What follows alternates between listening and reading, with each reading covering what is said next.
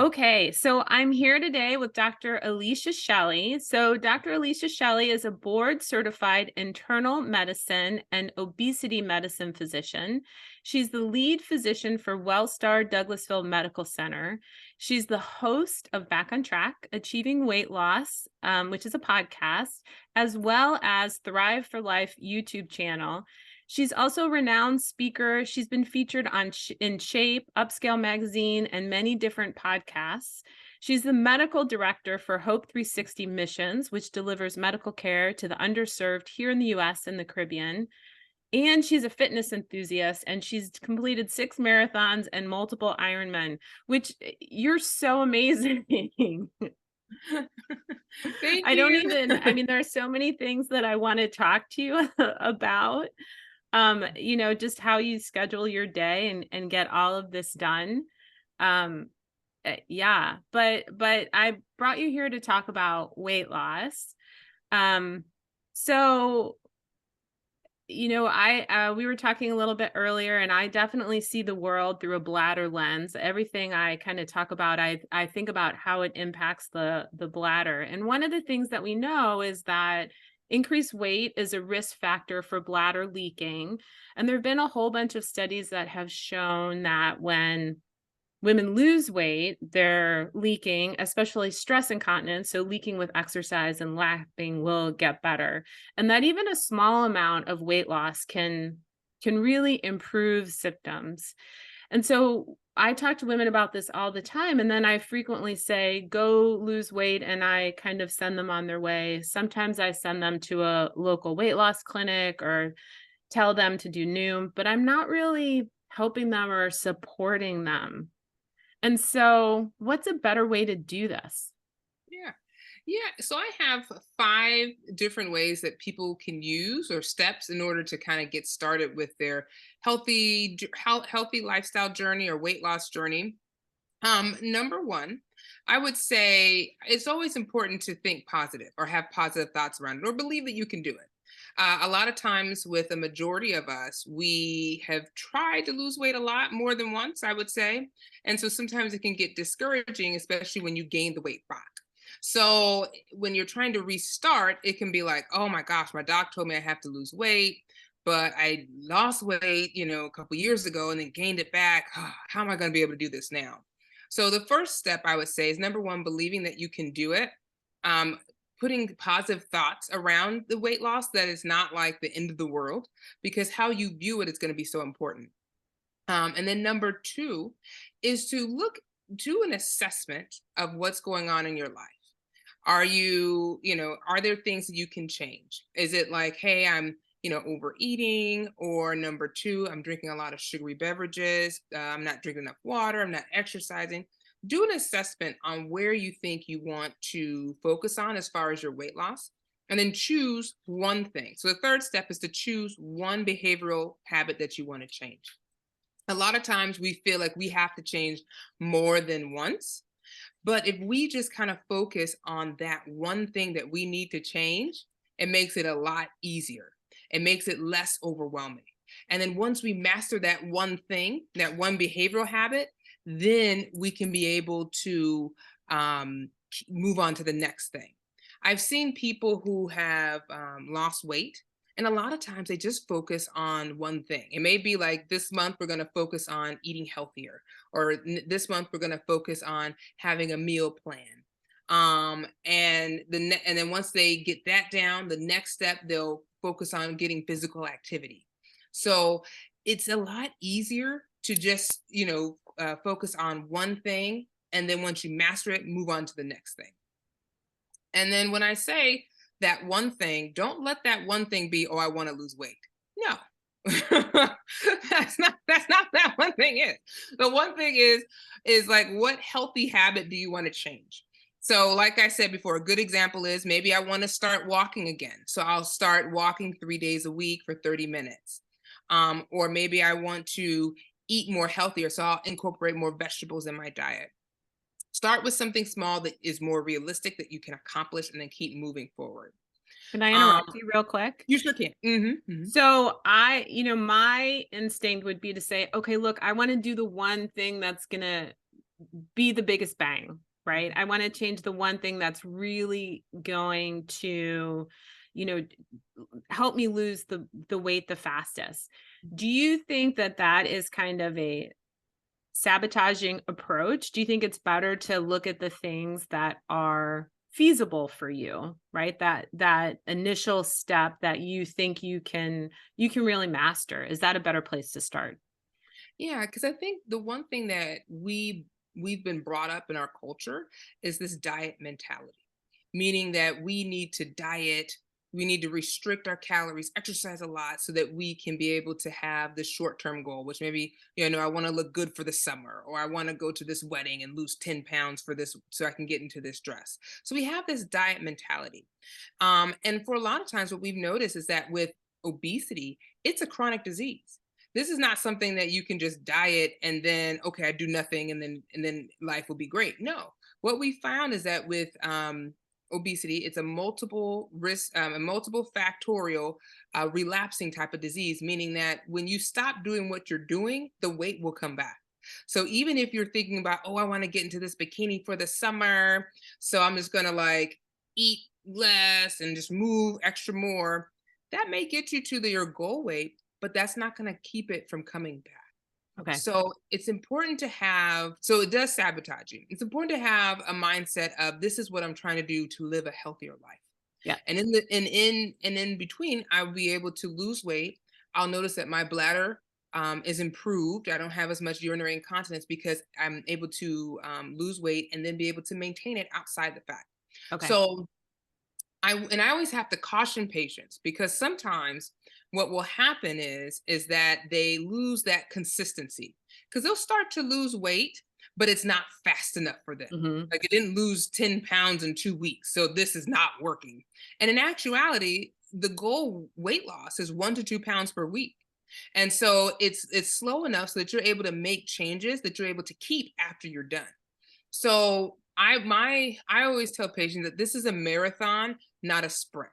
So our goal is to kind of keep moving forward, but making sure whenever you do a marathon, you're taking it step by step. So I realize that sometimes we have our in our minds we're like, well, when I was 20, all I had to do was stop eating pizza, and then I lost 20 pounds.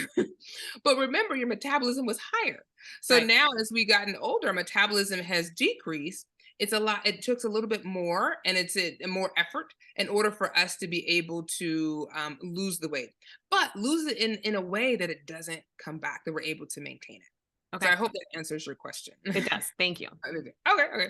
Um, and then so talking about number four, and I think actually I kind of feel like that's kind of number four is making whatever the small healthy habit that you set aside, your goal, making that into well, that goal into a habit.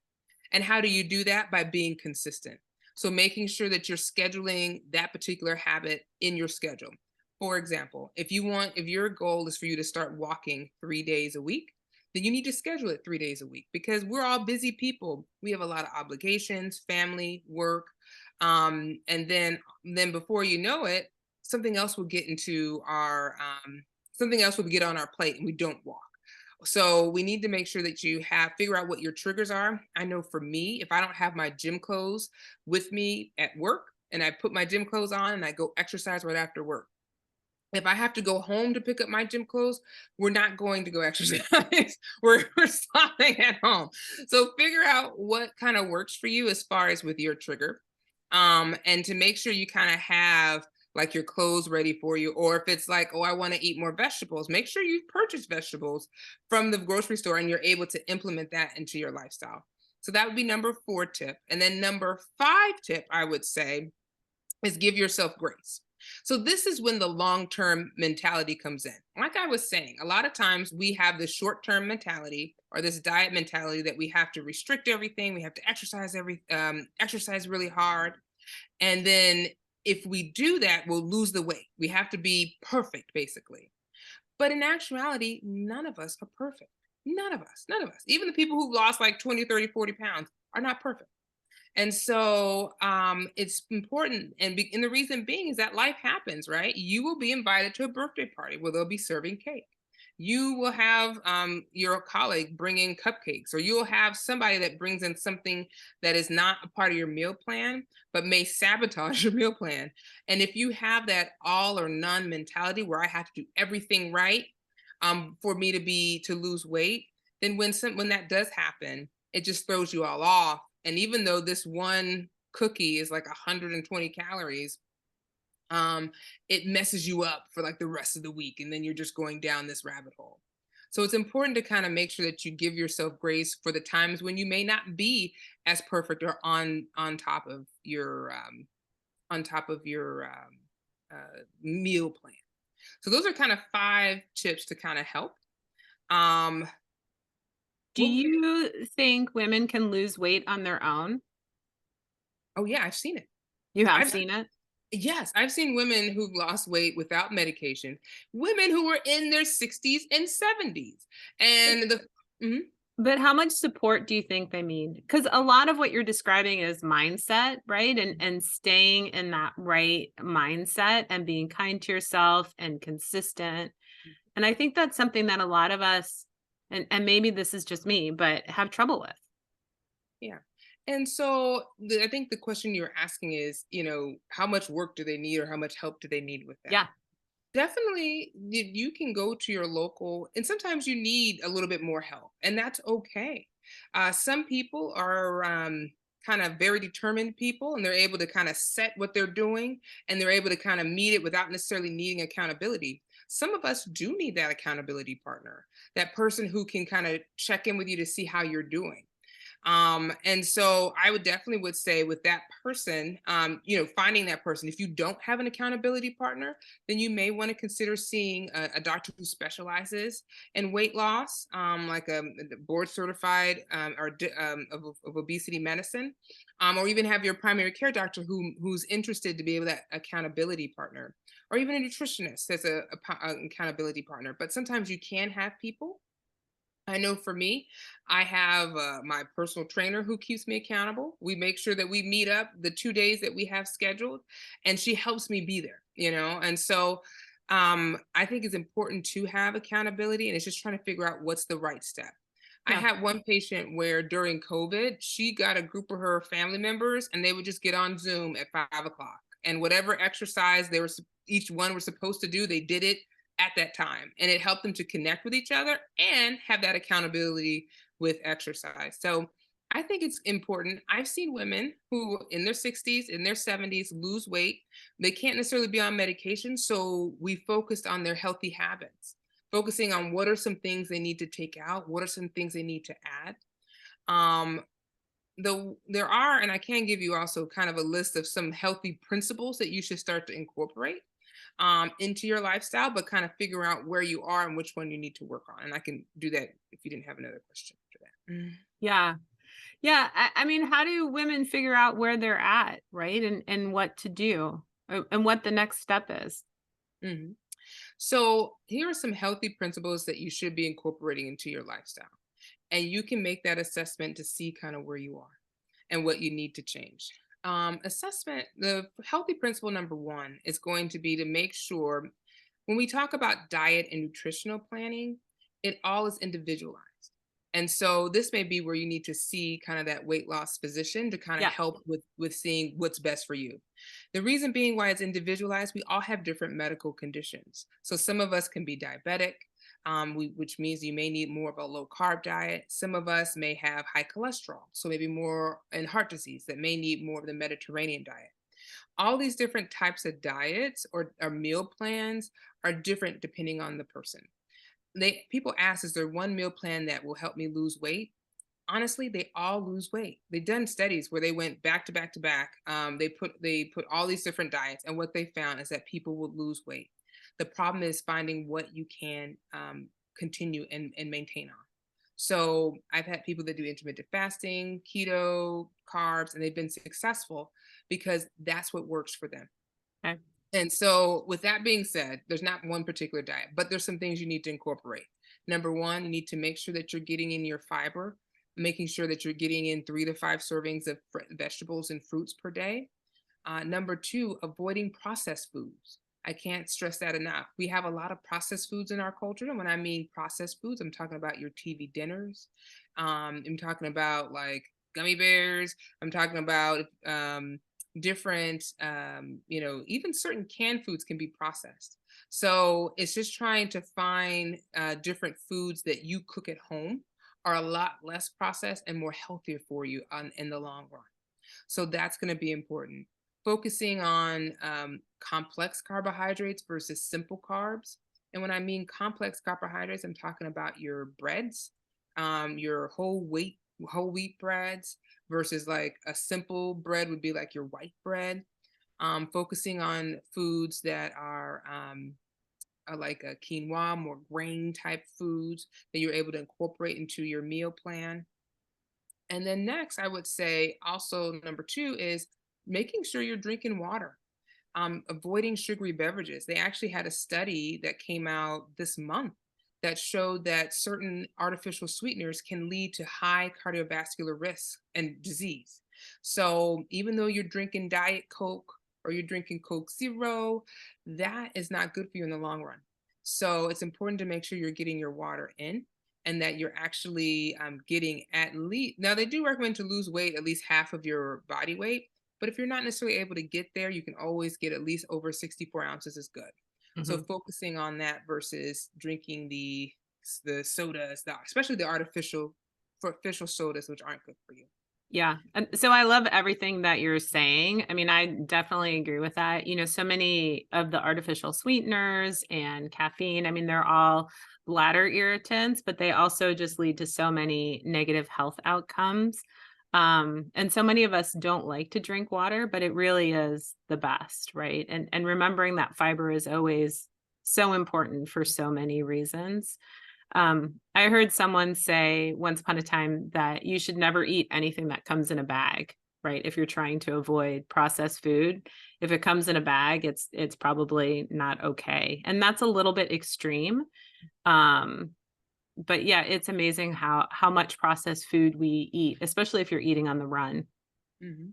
And then the other thing is when you look at the ingredients, if you cannot say it out loud, then it's probably processed. If it's not like simple sugar and it's like, okay, I don't know what this this Yeah. is. So, but you're absolutely right. And it's important. It's important to kind of reduce that. They've done studies and noticed that people who eat high processed foods tend to gradually gain weight. And when you switch them to or less processed foods, they gradually lose weight. So it really makes a big difference in the types of food that you're eating as well. Let's talk about physical activity. How much is Yeah, it? that was gonna be my question too. Yeah. So is exercise more important or what you're eating? Well, what you're eating, because you cannot out exercise a bad diet. So, you, Sure. yeah, sorry. If you're eating pizza, you're eating sugary beverages, you're drinking Coke, all this, you can exercise as much as you want, but you won't move the needle.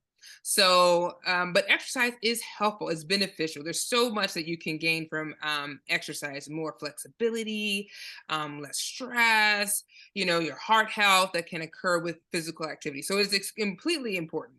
And so, how much is enough? So, for general health benefit, studies show that you should be exercising around 150 minutes per week with 2 days of strength training. That's for general health. But if you're trying to lose weight, studies are showing that you need to exercise a little bit more, between 200 and 300 minutes per week. And in addition to the two days of strength training. So a lot of times the average American is not even getting half of that, not even getting the general health benefit because things are too busy, they have a lot going on. So it's really important that you incorporate it. Now, let's say you have a disability, meaning like you not able to move, you have back pain, you have knee pain, and you can't quite exercise. Then do what you can and focus on what are some exercises you can do. A good example. Let's say you're having knee pain, so you can't really apply a lot of pressure. What you can do resistance band training, you can do chair exercises, you can do chair yoga. So you can do the things that you need to do, but you just have to choose a different exercise. And all exercise is not necessarily the same, but I would recommend for you to find exercises that you enjoy. that you like to do. Because if it's a chore, then you're not going to do it long term. You're going to be like, I hate this. So it's important to find things that you enjoy doing with the exercise. What about 10,000 steps a day? So that's a good way. 10,000 steps are helpful. I don't see it as helpful when you have a regular job where you're just exercising, like you get 10,000 steps every single day at your job. And then that becomes what we call neat or non-exertional exercise, because your body gets used to that. So you still need to add on a little bit extra, even in addition to the 10,000 steps. Because there's some people who work in like a warehouse, a hospital, where they're on their Yeah. feet the whole time, and so it helps. But over time, your body's just used to you expending that amount of energy. So you need to add a little bit more for you to move that needle. But So 10,000 steps is good for those who aren't necessarily as active at work. Mhm. does that mean you also need to change your workout over time to make it harder and longer? Yeah, you have to increase the intensity. So, what studies are shown, especially when it comes to exercise, that your body adjusts and gets used to it. So, as it does that, you need to kind of keep challenging yourself over time. What you'll find is that I've had people that, and I've noticed this in my patients, that they'll start to lose weight, they'll start their walking program, but then what happens is that eventually they start to plateau, which is natural for all of us. Our body adjusts to us losing weight. And so what I would tell them is, to in order to break through that plateau, you need to change up your exercise. Either try a different intensity, try something different, kind of keep it challenging to your body so that it continues to kind of expend that energy. Gotcha. So, your recommendations for losing weight, it doesn't sound like they're any different than your recommendations for maintaining weight. Is that Yeah. true? Well, with maintaining weight, you don't have to exercise as much. Like you can kind of decrease the amount of time, but it is important to kind of keep doing it. Yeah. The healthy habits that you cultivate while you're trying to lose weight are the same healthy habits you need to maintain. You will gain the weight back if you go back to what you did before you exercised. So, or before you started your weight loss journey. So, it's really important that you kind of keep moving forward, and kind of keep maintaining those healthy habits, because that's what's going to help keep you. Yeah. Okay. So if someone's listening to this and they say, "Yep, I understand all your points, I get it, but how do I get started? Where do I go? How do I do my self assessment?" What would you recommend? Yeah. So I actually have a free online course that actually talks about how to kind of get started with your weight loss journey. And so I'll be happy to share that. Is it okay for me to share that link That would be now? great. I would love that. Yeah, you can go to thriveforlifechallenge.com/kickstart. Now say it a little bit slower. Thriveforlifechallenge.com/kickstart. And you can sign up for a free online course that kind of walks you through the steps, kind of tells you like what's your assessment that you can kind of make yourself, so that you kind of know where you are and where you need to start. Because some starting is the hardest part. It's just starting. And so sometimes, and in our minds, we're like, I have to do everything. I have to have everything perfect. But no, you don't. No one's perfect. So start with just one thing first and then kind of keep moving forward.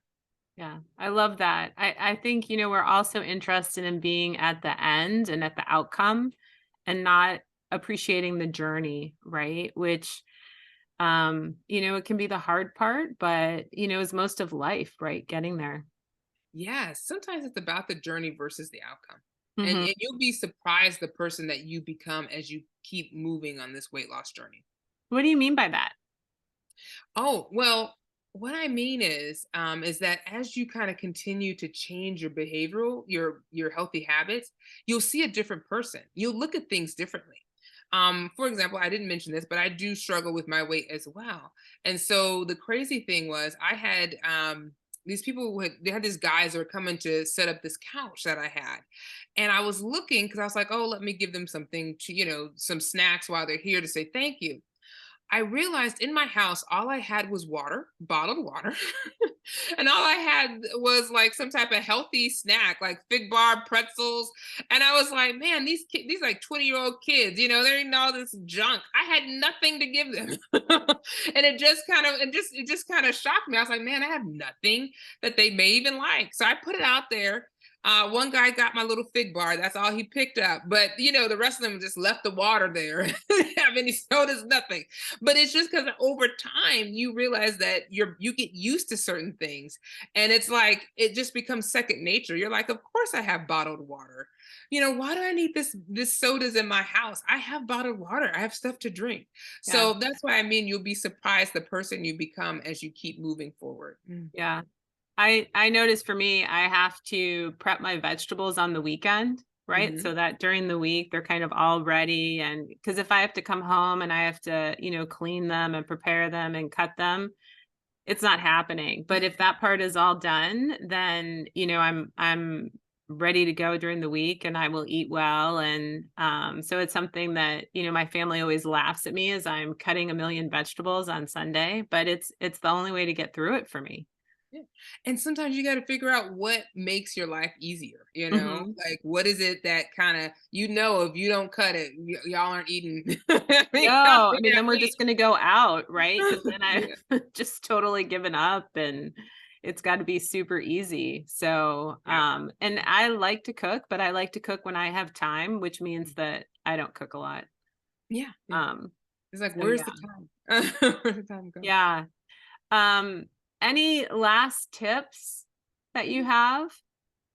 Yeah. So I just want to just reiterate, if you're trying to start your healthy habit or your healthy lifestyle, just start. Don't wait, just start. And you don't have to wait to the beginning of the week or just start today.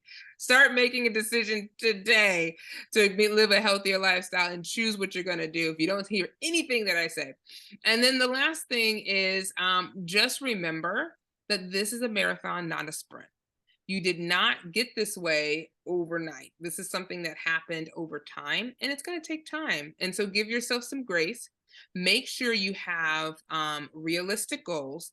Secondly, have rewards. So reward yourself for meeting your goal. Like if your goal was to walk 3 days a week and you did that for the full month, have something special that you do. Non-eating rewards though. So it's not like, oh, I'm going to have my piece of cake. No, make sure that you are able to like you may go buy a dress, something that you like to do that will celebrate the fact that you actually completed that healthy habit. I love that. I think we all need rewards, especially, it just keeps you motivated, right? And keeps you on track. Mhm. And it helps you be mindful of what you're doing because we forget our wins. Yeah. And so we forget what we're doing and we downplay it and we're like, oh, I'm not doing enough. When actually you've done a lot compared to where you started. So it's just Yeah. kind of starting.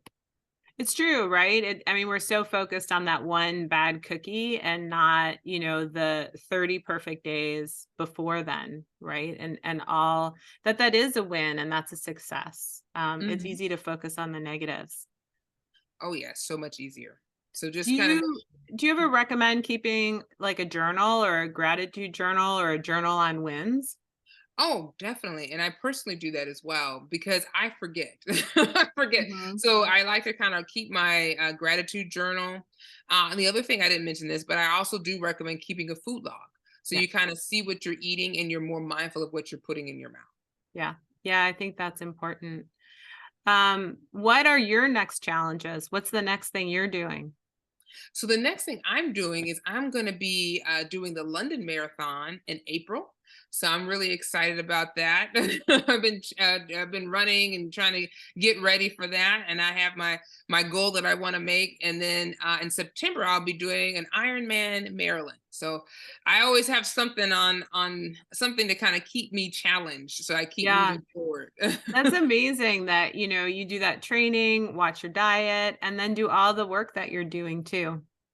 Yeah, I'm not gonna say it's perfect. It's not perfect, but at least I tried. It's just I do the best I can. There's no perfect, right? I think I gave that up a long time ago. Yeah. I try to do my B plus work. Yeah, B plus work. I think you're doing a lot better than that. Oh, Well, thank I just want to thank you. I so appreciate your information and all the tips that you've shared and all the information. And let's do it again sometime. Thank you so much. thank you so much. Have a wonderful day. Yeah, you too.